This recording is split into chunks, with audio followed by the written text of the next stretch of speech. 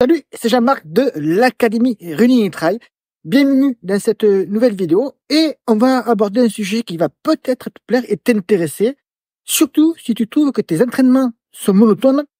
Bienvenue dans cette vidéo. On va voir un nouveau concept, pas un nouveau concept, un concept qui existe depuis très longtemps et que tu pourrais adapter à tes entraînements.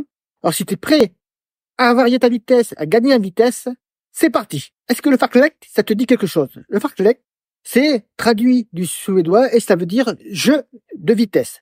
Et on va voir ici que tu vas pouvoir trouver une nouvelle manière de garder du fun, de prendre du plaisir à courir en variant les allures à l'entraînement. C'est assez libre, mais tu vas voir qu'on peut aussi rendre cette pratique du fartlek beaucoup plus codifiée et beaucoup plus précise dans ta façon d'entraîner, tout en gardant aussi du fun.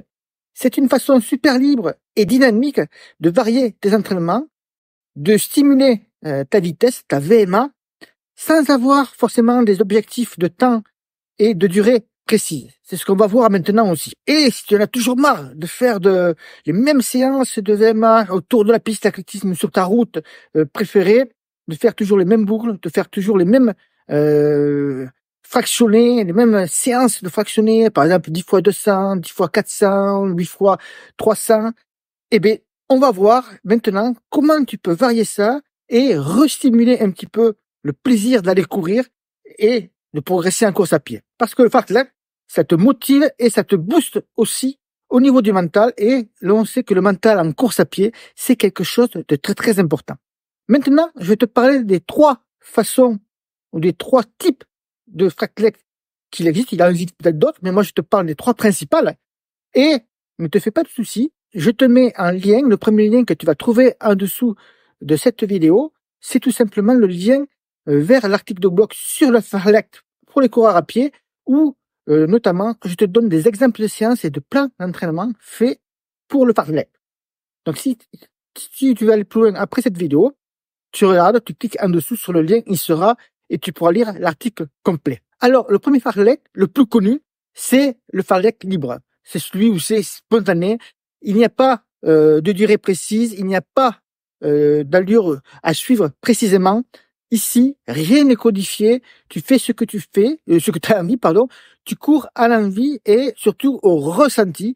Autrement dit, si tu as envie d'accélérer sur certaines parties du parcours, mais tu vas accélérer, puis décélérer. Tu as une côte, tu peux ralentir un petit peu, accélérer dans la descente. Enfin bref, tu peux varier. Et c'est très important de stimuler tes allures, de varier plusieurs fois l'allure dans le même circuit. C'est-à-dire que tu peux faire, par exemple, 20 minutes en endurance, puis passer sur ce type de fartlek où c'est que pendant 20 minutes, à l'envie, tu vas courir plus vite, tu vas ralentir, tu vas courir encore plus vite, tu vas ralentir, tu vas courir vite, tu vas ralentir. Tu varies ainsi les allures pendant un bloc, par exemple, de 15-20 minutes et tu finis toujours bien sûr par un retour au calme, ce qu'on appelle retour au calme, un petit footing d'une dizaine de minutes pour clôturer ta séance. Ça, c'est ce qu'on appelle le fartlek libre. Maintenant, on a le fartlek semi-codifié. Alors là, c'est légèrement différent, mais c'est une variété, c'est une façon de s'entraîner que j'aime bien. Ici, tu définis à l'avance tes temps de fractionner ou tes temps où c'est que tu vas, hop, j'ai perdu mon écouteur, je te le redis. Ici, tu vas donc prédéfinir à l'avance tes temps d'effort et tes temps de récupération, mais tu vas garder libre ce qui va se passer à l'intérieur de l'accélération durant le temps du fartlek.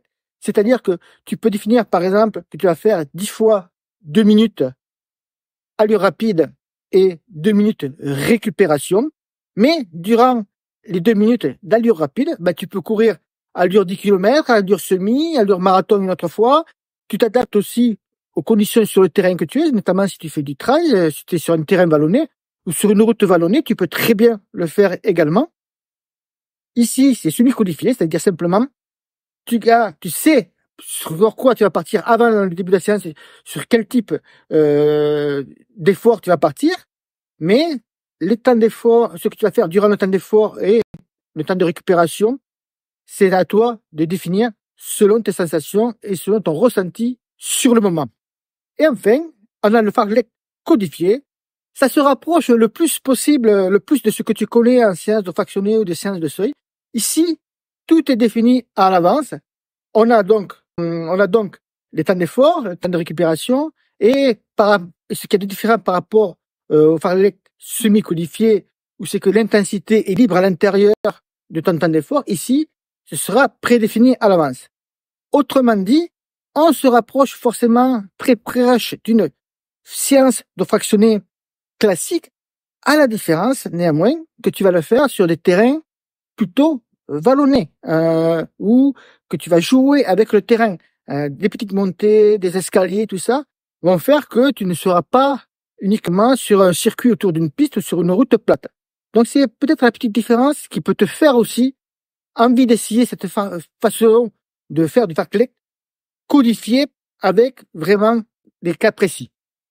Donc voilà, tu as les 3 types principaux de fartlek qui sont à essayer, et ce que moi je te conseille d'essayer pour varier tes plaisirs et tes entraînements si tu l'as pas déjà fait. Si tu pratiques l'un des 3 déjà, ben tu me laisses un commentaire en dessous. Pense à essayer les 2 autres pour voir les petites différences qu'il peut y avoir.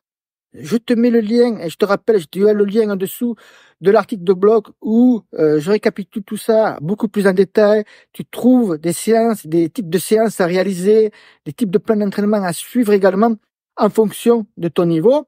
Donc tu as tout ça en dessous et tu pourras me laisser un commentaire dans l'article de blog. Je le lirai avec très grand plaisir et je te répondrai surtout. Et maintenant, si tu veux booster ta vitesse, booster ta main, eh bien je te propose tout simplement notre livre, notre manuel pour courir plus vite. Alors, à l'intérieur, tu as plein d'informations, bien sûr. Tu retrouves aussi, et je vais essayer de te retrouver ça, de mettre directement, voilà. Tu as directement des plans d'entraînement que tu peux suivre avec plus de 61 séances qui sont prêtes à l'emploi si tu veux matcher un peu, mélanger un peu tout. Très important aussi, tu peux l'avoir de 2 façons. Hein. Je te mets le lien aussi également dessous. Directement sur Amazon. Tu le commandes et tu le reçois dans les jours qui suivent. Également, je te l'offre si tu prends le programme Booster sa saison running qui est en dessous, qui est un programme complet avec d'autres plans d'entraînement, avec des vidéos d'information et de formation sur l'entraînement running et comment courir plus vite. Tout ça est dans le lien de description. Il te suffit de cliquer dessus pour en prendre connaissance.